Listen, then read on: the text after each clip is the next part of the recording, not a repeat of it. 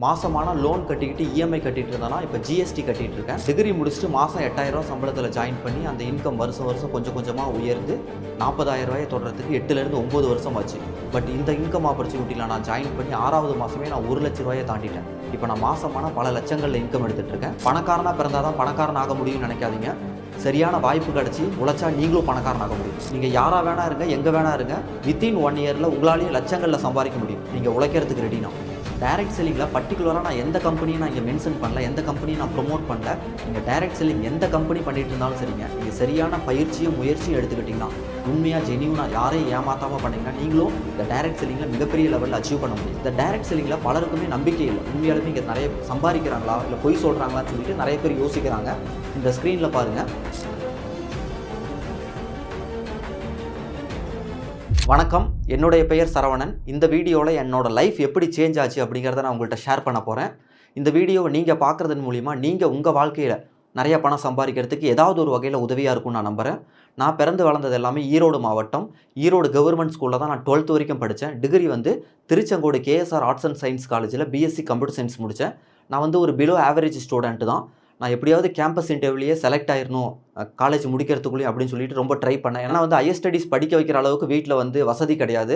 எப்படியும் படித்து முடிச்சுட்டு வெளியே வேலை தேடணும். பட் கேம்பஸ் இன்டர்வியூலேயே கிடச்சிருச்சு அப்படின்னா ரொம்ப ஈஸியாக இருக்கும் அப்படின்னு சொல்லிட்டு நான் ரொம்ப தேர்ட் இயரில் ட்ரை பண்ணேன். விப்ரோ, இன்ஃபோசிஸ், டிசிஎஸ்ன்னு நிறைய கம்பெனிஸ் நான் அட்டன் பண்ணேன். பட் எதுலையுமே செலக்ட் ஆகலை. கடைசியாக கோயம்புத்தூர்லேருந்து வந்த ஒரு கம்பெனி, பிபிஓ கம்பெனியில் நான் செலக்ட் ஆகிட்டேன்.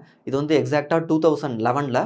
என்னோட சேர்த்து அந்த கம்பெனியில் இன்னும் 4 பேர் செலக்ட் ஆகிருந்தோம். நாங்கள் எல்லாருமே சேர்ந்து கோயம்புத்தூரில் ரூம் எடுத்து தங்கி அந்த வேலைக்கு போக ஆரம்பித்தோம்.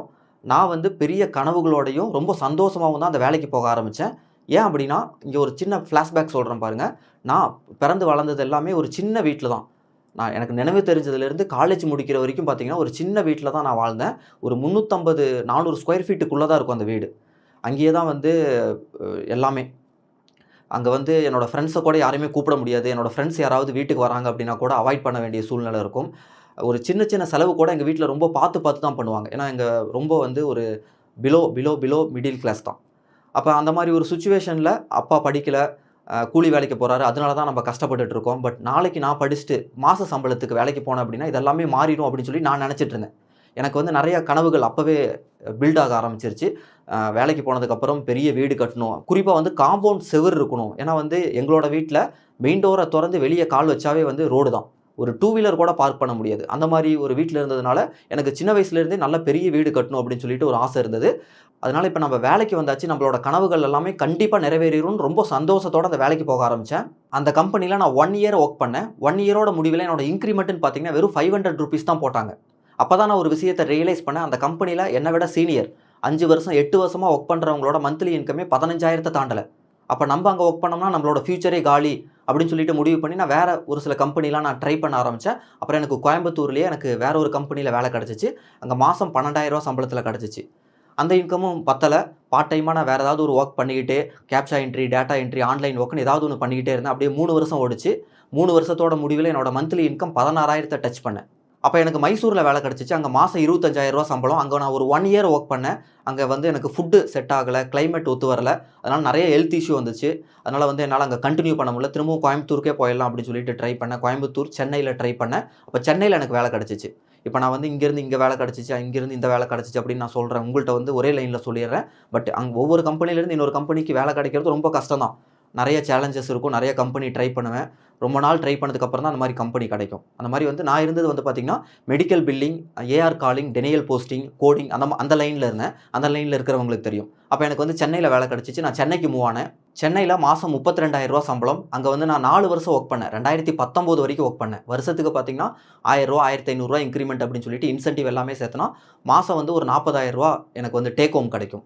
அந்த மாதிரி டைமில் 2017 எனக்கு மேரேஜ் முடிஞ்சிருச்சு. 2018 குழந்தை பிறந்துருச்சு. வரக்கூடிய வருமானம் பத்தலை, ரொம்ப டைட்டாக இருக்கும். வரக்கூடிய வருமானம், லோனு, இஎம்ஐ எல்லாம் கட்டிட்டு 20-25ஆம் தேதிக்குள்ளாம் பார்த்திங்கன்னா சேலரி காலி. கடைசி வீக் பார்த்திங்கன்னா நான் ஒரு கிரெடிட் கார்டு வச்சுருப்பேன். அந்த கிரெடிட் கார்டில் தான் ஒரு 2,000-5,000 வரைக்கும் செலவு பண்ணுவேேன். அப்போ அடுத்த மாதம் சம்பளம் வந்தோடனே அந்த கிரெடிட் கார்டு கட்டுவேன். வாழ்க்கை இப்படியே தான் போயிட்டு இருந்தது. ரொம்ப டைட்டாக இருக்கும். ₹1 கூட சேவிங்ஸே அப்படிங்கிறது பண்ணவே முடியாது. அப்போ தான் வேறு ஏதாவது ஒன்று பண்ணணும் மனசு சொல்லிக்கிட்டே இருந்துச்சு. அந்த மாதிரி ஒரு டைமில் தான் என்னோட நண்பர் மூலிமா எந்த ஒரு இன்வெஸ்ட்மெண்ட்டுமே இல்லாத தொழில் தொடங்கக்கூடிய வாய்ப்பு கிடைச்சது. அதாவது எனக்கு டைரக்ட் செல்லிங் ஆப்பர்ச்சுனிட்டி கிடச்சிச்சு. இந்த டைரக்ட் செல்லிங்கை நான் ரொம்ப சின்சியராக எடுத்து பண்ண ஆரம்பித்தேன். நான் டைரக்ட் செல்லிங்கை ரொம்ப சின்சியராக பண்ண ஆரம்பிச்சதுக்கு காரணம் என்னன்னு பார்த்தீங்கன்னா, என்னோட கம்பெனியில் 35-40 வயசுக்கு அப்புறம் ஒர்க் பண்ண முடியாது. என்னோட கம்பெனின்னு சொல்லலைங்க, எம்என்சி கம்பெனி, பிபிஓ, ஐடி எந்த வேலையாக இருந்தாலும் சரி, கம்ப்யூட்டர் முன்னாடி ஒர்க் பண்ணக்கூடிய 8 மணி நேரம் 9 மணி நேரம் கம்ப்யூட்டர் முன்னாடி உட்காந்து வேலை செய்யக்கூடிய எந்த வேலையாக இருந்தாலும் 35-40 வயசுக்கு அப்புறம் நம்மளால் ஒர்க் பண்ண முடியாது. நம்மளோட பாடி சப்போர்ட் பண்ணாது. நம்ம ஒர்க் பண்ணுறதுக்கு ரெடி அப்படின்னாலும் கம்பெனியை வந்து அலோவ் பண்ண மாட்டாங்க. நம்மளை ஏதாவது ஒரு வகையில் கார்னர் பண்ணி நம்மளை வெளியே அனுப்ப தான் பார்ப்பாங்க. ஏன்னா ஃப்ரெஷரை உள்ளே கொண்டு வர பார்ப்பாங்க. இப்போ யோசிப்பீங்க, அங்கே ப்ரொமோஷன் கிடைக்காதான்னு சொல்லிட்டு. எத்தனை பேருக்கு கிடைக்கும்? 1000 பேரில் ஒருத்தருக்கு தான் கிடைக்கும். அப்போ வந்து அங்கே பெரிய சேலஞ்சஸ் இருக்குது. அதனால தான் வந்து வேறு ஏதாவது ஒன்று பண்ணணும்னு யோசிச்சுட்டு இருந்த எனக்கு டைரக்ட் செல்லிங் கிடச்சிச்சு. நான் ரொம்ப சின்சியராக பண்ண ஆரம்பித்தேன். டைரக்ட் செல்லிங்கில் என்னோட first month income just 64 rupees தான். அந்த 64 ரூபாயை பார்த்து நான் ஆச்சரியப்படலை. ஏன்னா இந்த டைரக்ட் செல்லிங் கம்பெனியில் எல்லாரோட இன்கமும் ஃபஸ்ட்டு மந்த் இப்படி தான் இருக்குங்கிறத புரிஞ்சுக்கிட்டேன். ஏன்னா நான் ஜாயின் பண்ண புதுசில் பல லட்சங்களில் சம்பாதிக்கிறவங்களோட ஃபஸ்ட்டு மந்த் இன்கமே 50 ரூபா 100 ரூபா தான் இருந்தது. அப்படிங்கிறதுனால நான் பெரிய ஆச்சரியப்படல. நான் தொடர்ச்சியாக வேலை செய்ய ஆரம்பித்தேன். ஏன்னா இது வந்து ஜாப் கிடையாது. ஜாப் அப்படின்னா மந்த்லி வந்து 10,000 20,000 50,000 அதே இன்கம் தான். அடுத்த 12 மாதத்துக்கு அப்புறம் ஒரு இன்க்ரிமெண்ட், திரும்ப அடுத்த 12 மாதத்துக்கு அதே இன்கம் தான். வருஷத்துக்கு ஒரு இன்க்ரிமெண்ட், 5 வருஷத்தில் 5 இன்க்ரிமெண்ட் தான் கிடைக்கும். பட் டைரக்ட் செல்லிங்கில் மந்த்லி இன்க்ரிமெண்ட். நம்ம பண்ணுற அளவுக்கு வந்து வேகமாக நம்மளோட இன்கம் இன்க்ரீஸ் ஆகும் அப்படிங்கிறத நான் புரிஞ்சுக்கிட்டேன். நான் என்னோட டைரக்ட் செல்லிங்கை ஃபுல் டைமாக பண்ண ஆரம்பிச்சேங்க. அதாவது 3rd மந்த்தே என்னோட ஃபுல் டைம் வேலையை ரிசைன் பண்ணிவிட்டு டைரக்ட் செல்லிங்கை ஃபுல் டைமாக பண்ண ஆரம்பிச்சிட்டேன். நான் இதில் எப்படியாவது சக்ஸஸ் பண்ணணும், எனக்கான ஒரு இடத்த பிடிக்கணும் ஏன்னா இதை தவிர எனக்கு வேறு வழி இல்லை. இது பண்ணால் தான் என்னோட ஃபியூச்சர் அப்படிங்கிறத நான் புரிஞ்சுக்கிட்டேன்.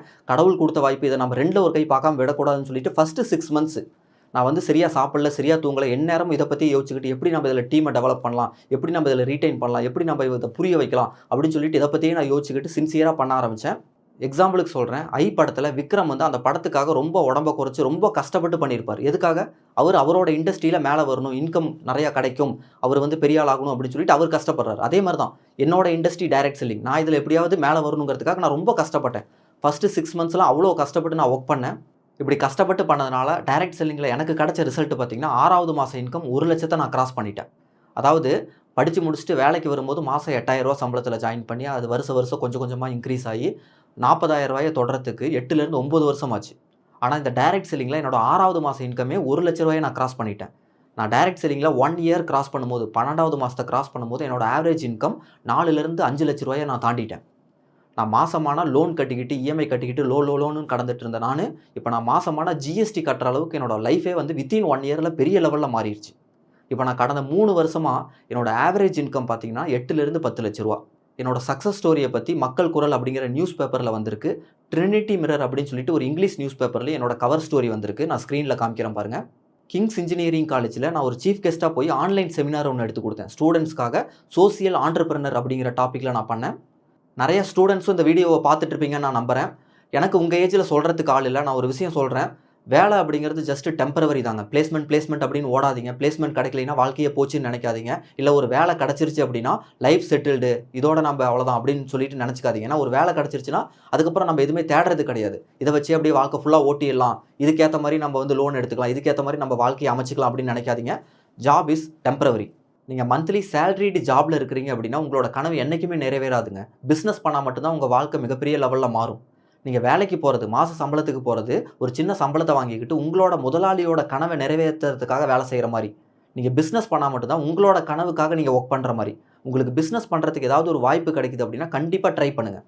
இப்போ என்னையை பொறுத்த வரைக்கும் பார்த்தீங்கன்னா எனக்கு எந்த பிஸ்னஸை பற்றியும் தெரியாது. எங்கள் ஃபேமிலியில் யாருமே பிஸ்னஸ் பண்ணதே கிடையாது. ஒரு சின்ன மளிகை கடை, பொட்டி கடை வைக்கணும்னா கூட அதுக்கு என்ன முதலீடு பண்ணுவாங்க, என்ன லாபம் வரும் அப்படின்னு எந்த டீட்டெயிலுமே தெரியாது.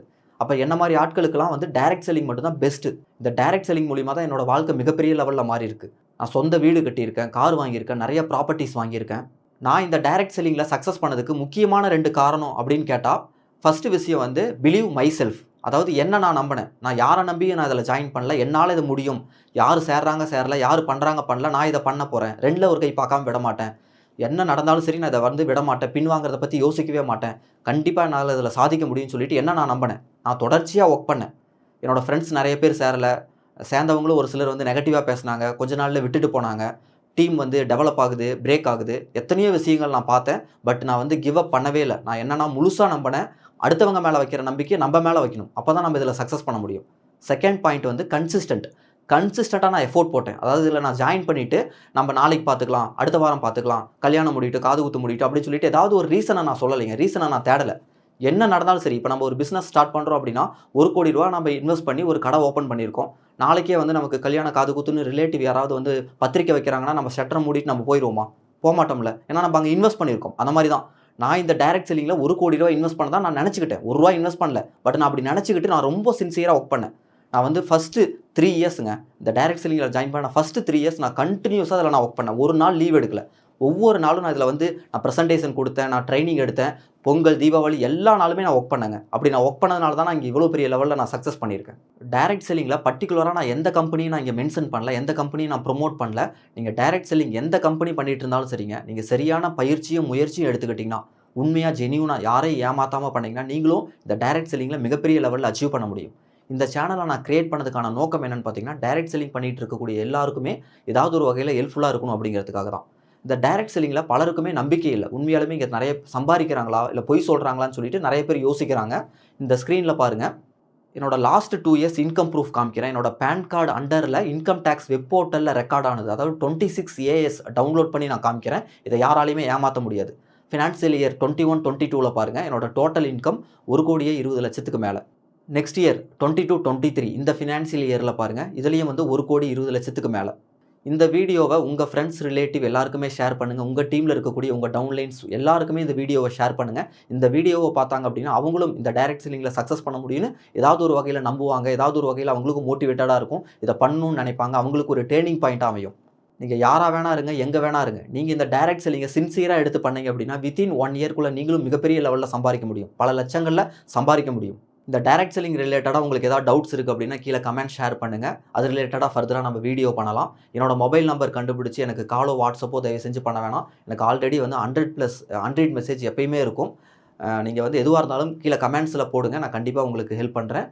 இல்லை அப்படின்னா எனக்கு முக்கியமாக ஏதாவது பேசியே ஆகணும் அப்படிங்கிற சுச்சுவேஷன் ஏதாவது இருக்குன்னா நான் இமெயில் ஐடி கொடுக்குறேன். என்னோடய இமெயில் ஐடிக்கு நீங்கள் இமெயில் பண்ணுங்கள். நானே அது என்னென்னு பார்த்துட்டு உங்களுக்கு கால் பண்ண வேண்டிய அவசியம் இருந்தால் நானே கால் பண்ணுறேன். என்னோட இமெயில் ஐடி SARAVBSCCS@yahoo.com. இன்னொரு வீடியோவில் நம்ம சந்திக்கலாம். இந்த வீடியோவை முடிச்சுக்கிறேன். தேங்க்யூ. Wish you well.